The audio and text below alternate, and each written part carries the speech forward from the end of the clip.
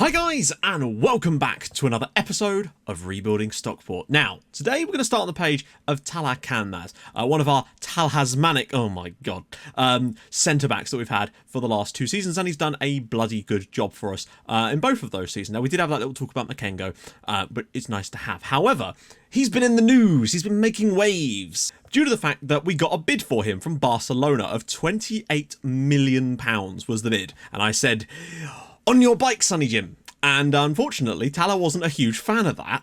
I tried talking to him. In fact, before I talked to him, I got 7 players to try to convince him to stay. But it weren't happening. So in the end, I was happy, oh, what about the atmosphere? You like it here. We got party poppers, hookers, all sorts. Regan Bootie's got a lap dancing club. Surely you want to stay for that. But then not even free cereal from Johnny O for life was enough. And yeah, he basically was like, yeah, stop wasting my time, basically, you imbecile. So I was just kind of resigned to the fact that we probably were going to lose him, but at least if we did, they'd have to trigger, I was going to make sure they triggered his release clause, basically, because it is 59 million. I did try to get a new contract, it weren't happening. So you might be wondering why he's still here. Well, that's because Barcelona never came in with another bid. So as a result, he doesn't like me very much at the moment, but he is still performing reasonably well for the club and doing an okay job so far. Not perhaps as good as he was last year, as you can see from the fact that his tackles won is only 67%, which is very, very bad for a centre-back. But I guess the fact that he's still here is something, and the fact that we got to stick it to Barcelona. I'm hoping that now that the window's shut, eventually they'll lose interest in him, and he'll say he's happy to stay. And when he does, bam, new contract right on your desk, and then that release clause is getting removed. Bednar also has a new deal, which is nice to see. I don't want to be the parent on the sideline who thinks his son should be playing and you're doing it all wrong, but Greg Stubbs should be playing and you're doing it all wrong. I tell you what, mate, he's banging them in for the under-23s at the moment. Greg Stubbs has a very, very bright future in English football, and with Stockport County, quite frankly, I can easily see him being a really solid player for us. And I really want to get one of our youngsters from our academy to get an England call-up, because that's yet to have happen. We've had players that have got into the sort of underage squads, but no one really cracking it. Some thoughts on Bruno Bridges from the little analysis video. It's the hair. I assume it's the haircut. I assume that that literally was the biggest piece of analysis I got from the comments on that was it's probably his haircut. I mean, frankly, I'm at this point I am probably willing to agree with you on that one, guys. Also, be sure to drop me some rumours for the new players. I'm sure you probably did on the first episode of the new season anyway, but as usual, me being scatterbrained, I forgot to actually mention it. So yeah, do feel free to do that. And now it is time for Regen Sunday. You're expecting an intro there. There isn't one. I have yet to do that. Don't worry, I will though. First up on the chopping block is Giorgio Galbiati. He's brilliant, obviously, but he's Indonesian, and that is awesome. This week I kind of went for funny names and obscure nations, so there you go. Galbiati, lovely old job. Next up, it's Eric Horney. The great thing about this is I now have a file on my computer called horny.jpg. Em, if you see this, it's not what you think. It's far worse. Next up is Joabson, who is an unbelievable striker. I mean, let's face it, the guy is an absolute beast. And this next guy, decent player, name 11 out of 10. Although, frankly, he needs more characters than that. How does this fit on his shirt? John Charles Ambrosowicz Kozaziewski? I struggle with Polish names. I'm usually okay, but there's a lot of Z's and there's a lot of letters. It's like a Royal Mail sorting office in his name. Moving on, we've got Cristiano Ronaldo, who's in goal for Fulham. That's like a fever dream, to be honest. Imagine that every time he makes a save. See! And finally, Giuliano Edwards, because he's just incredible. And I noticed a model professional personality. That's the kind of thing. I have dreams where I have players with model professional personalities.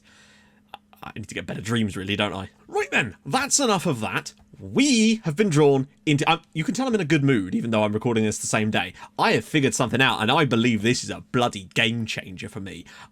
We have been drawn into the next round of the Europa League. That is the game we're playing today, and we are playing against Feyenoord today. First game in Europe, at home as well, which is perfect, against Feyenoord. And this is made even better because, you know, narrative and all that. Well... yeah, subtext is that that's Slowey's old side. We bought him off them in the summer for 31 million, and in our first game in Europe, he gets to play against his old club. Will he come back to haunt them? Will we come to haunt them now, like some kind of weird northern ghost? But yeah, onto the off-camera games where things have started to go very interestingly. So I'm not going to beat around the bush. We played Stoke at the Bet365 Stadium, and the fact that this game was 2-1 is an abomination of biblical proportions. The only change I made to start off this match was Sloughy back into the DLP, and I don't know if some of you would have obviously suggested stuff after the Wolves game because, you know, we needed some kind of impetus, but what I did was I put him back to the DLP role because I figured that's where he was best, but I've adjusted it so he's now dribbling more and running with the ball more, so we're kind of getting the best of both worlds. He's sitting a bit deeper, playing the role that works for the rest of the system, but when he does get the ball, he is running with it at his feet, and it is terrifying. It's like watching a horde of horses running at you, but like one bloke. And in this game, he was man of the match. 7 key parts. Like, we scored 2 goals in this match. He was not involved in either of the 2 goals and still won man of the match. That's how imperious he was. But it was very frustrating. Half time in this match, we'd had 18 shots, but only 5 on target, I think it was. Something like that, anyway. It wasn't a lot. And Stoke had no shots. None at all. Straight into the second half, and they took the lead after 50 minutes, and, I mean, things are thrown out the window. Thankfully, we then went on to attacking for the latter part of the game and just battered them. Liam Miller came off the bench to equalise before Camille Bednar scored a wonderful goal. Played in by, I think it was Liam Miller, in fact. Yeah, Miller was brilliant off the bench. Goal and an assist, slipping us through. But we got 37 shots, 18 of which were on target. Butland had an absolute wonderful day. It should have been way more, but what I noticed was, firstly, that change worked, and secondly, I think we need a 3-pronged approach, like a trident this year, and that is against teams that are way better than us, so the big 4, big 6 kind of teams, cautious approach, like we've been doing. Against teams who are around our level, positive, and against teams who are worse, attacking. It seems that the mentality is super important at this stage, and we need to make sure that we're on top of that. So then I took that mentality into the match against Fulham. I actually watched back the video from last season to see what changes I made at half time in that game to really spring us on, and I did it from the start this time, and it worked quite well. Still frustrating, the 2 goals we conceded to Fulham, though. It really, really was. 2 goals for Pedro in this game, 2 goals for Ander Abasola, and 1 for Josef Baiza. It's nice to see him score a goal. The front 3 were absolutely astonishingly good in this one, but again, Sloughy was very good, getting the key passes, and he did get an assist for, I think, Abasolo's second goal. They got a goal from an indirect free kick, which was a bit annoying, and then Alan Riley got one on the break for them in the first half. The fact they scored those 2 goals with the first 2 shots was a bit disappointing, but I looked at the analysis and it wasn't like contributing to the bad tactical stuff, it was just stuff that happens when you're being a bit more forceful. I feel like we will concede a few more goals this year, but we're going to score a hell of a lot more playing more enforcefully. And then straight off the back of that, we're at home to Newcastle and put another 4 goals past the team.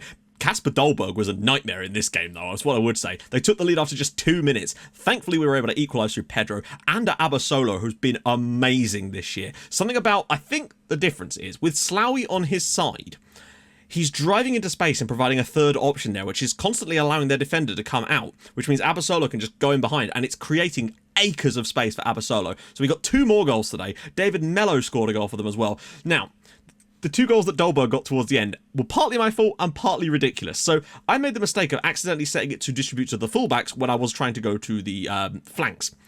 And as a result of that, Wilson was trying to hit the balls to the players that were marked up the most, and we kept losing it in the wide positions in the final 20 minutes of the game. And unfortunately, that was fine and all that, but then they got the ball into those wide areas once they lost the ball from us, won the ball from us, and then 2 crosses deflected perfectly into the path of Kasper Dolberg. That was fortunate, but the fact that we were in that position was because of my silly tactics. I think we would have won this game 4-1, maybe even 5, had I not done that, basically. So, still a very good performance, though. Abasolo, Mello, Pedro, yes! And this is when things started to take a turn for the ridiculous. We went up to Anfield, played on the cautious approach, and we were fantastic. This was next level quality. 3 minutes into the game, we got a free kick, which Pedro dispatched and gave us a very, very fortunate lead. We were getting none of the ball.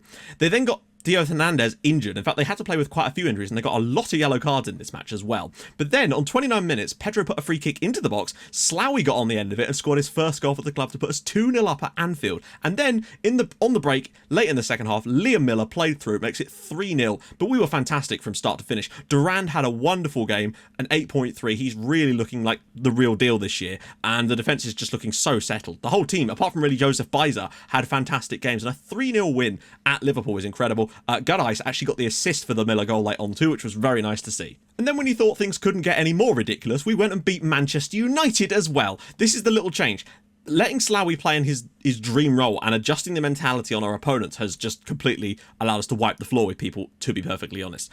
The early stages we were on cautious, but we still had like 60% possession, so I was like, you know what, maybe we should actually try to be a bit more approachable here. So we switched over to positive. Pedro almost immediately put us in front at that point, which was glorious. We then scored a second goal before half time, I think it was, through Pedro again, which was unbelievable. Did we get another one in there? So no, we got Ander Abasola. We were 3-0 up at half time against Manchester United. Straight after the break, Gomez got on back for them. We then went 4-1 up through Guddice scoring his first goal. A wonderfully worked piece of intricate play off of a corner, which was nice. And then Gustavo Gomez did get in behind late on in the game to grab one for Man United. But to score 4 goals again, we're just scoring goals, and it's good. We did get a clean sheet though, and it was at Liverpool. But we are going to be more, I think, defensively lax this season if we're going to be more attacking. And all of that incredibly leaves us second in the Premier League, second only to Chelsea, a team that we finished above last year, but have won their first 6 matches of the season and are battering teams out the way like they're not even there. It's truly incredible. Everton are in the top 4 despite having a negative goal difference. The teams are all beating each other at the moment, and it's helping us. We're 6 points into the Champions League spots at the moment. Maybe there's a hint for that, but we do have Europa League coming up, and that's where things are going to start to get a bit more tense, I would sense.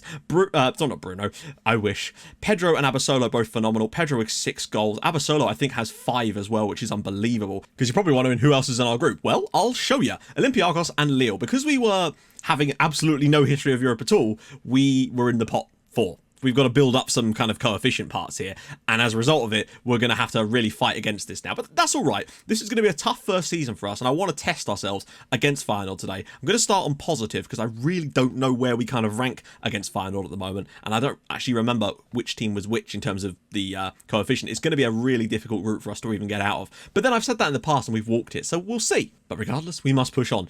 We were able to register a squad just fine. Unfortunately, Dendoncker couldn't make it in. There was a few little issues, but for the most part, we're fine. It was just Dendoncker couldn't be registered, and neither could the young Christensen. Although I couldn't have registered. He's not been at the club long enough, but he'll be fine too because he's 18. So we're just going to clear the bench out. Honestly, fairly happy with that as the bench. So starting lineup is going to stay completely the same. We've literally changed nothing. The only change, like I said, I made was to put him on dribble more. That's it. So Bajsa, Pedro, Abasolo, Melo, Slawi, Bova, who's done a decent job. You know, I've got to say, I've been impressed with him so far. Bednar, Roussel, Talha, and Durand. Wilson in goal. On the bench, Garais, Makengo, Lazaro, Miller, Dimitrov, Bruno Bridges, and Greg Stubbs. The reason Bruno Bridges is on there is because if we do get in the lead, you can bet your ass I'm bringing Bruno Bridges on for his European debut. Right then. First ever game in Europe. I haven't actually looked at their team at all, have I? And would you believe they're playing one of these systems? Okay, Callum Hudson-Odoi is there. Oh, joy. They're playing a different system, but that, I don't know. I feel like we're going to exploit the flanks so much here. Right, let's go and see what to do. I'm going to start on attacking because I think we can really enforce ourselves on this match, frankly. We're the home team. We've got a lot of width to go with, and I think we can make a real crack at this match here. Land here, out wide. He's going to do it anyway, but we're going to have so much space out wide. Durand and Abasolo are going to have a field day. Slawi as well. When he picks the ball up and just runs at people. Look at this. He's unplayable in these positions. Bednar goes round a few. Oh, tries to swim it. Oh my god, and Bajsa's in. After 6 minutes, Josef Bajsa scores Stockport's first ever goal in European football. Only his 2nd goal of the year, but we already have the lead. Dreadful from the defenders there, but Slawi, that's what he's been doing, just picking it up and running into spaces. Bednar, great work. Deflects across. This is shocking play, but Bajsa manages to get on the end. 1-0 Stockport after just 6 minutes. Yes! Pedro, it's deflected into Slawi. Goes past 1, past 2. What a ball for Bajsa. Can he finish? No, he can't. Oh my god. Josef, you have to be scoring those. Back for Bednar out wide. Can he whip it across? He does. Bajsa! This time it's in. 2-0 on 12 minutes. Josef Bajsa's having a lovely time in Europe. He scored 1 goal all season in the Premier League, comes in today up front, and he scored twice. And I think it's fair to say that staying on attacking was probably the right choice here, to be fair. What a ball that is. Bajsa's header, 2-0, and Stockport are unplayable at the moment. It is glorious. The second goal is very important because that just allows us to relax a little bit and start to really play our game. Bednar driving through. Abasolo's in, and it's saved again. I gotta be honest, that's about as good as the first half could have gone, but I would like the 3rd goal. Looking over the top, this should be a comfortable one for Camille Bednar to just cut out, drop back to Wilson, who will just play it into the midfield. This is why I love having a sweeper keeper. And over the top for Josef Bajsa, he's through. Will he be able to finish? Ooh, nearly, that would have been tough. It's gonna sound kind of stupid, but I actually kind of want Slawi to play further up the pitch, because I feel like he could get into better spaces there, and it might just allow us a bit more of the ball. Actually, you know what? Bruno's given me reason to trust him, but if he breaks my trust now, then we're in trouble. Hudson-Odoi's ball whipped in. I just feel like Slawi getting a bit further forward might just encourage him to, just lose his marker a bit easier.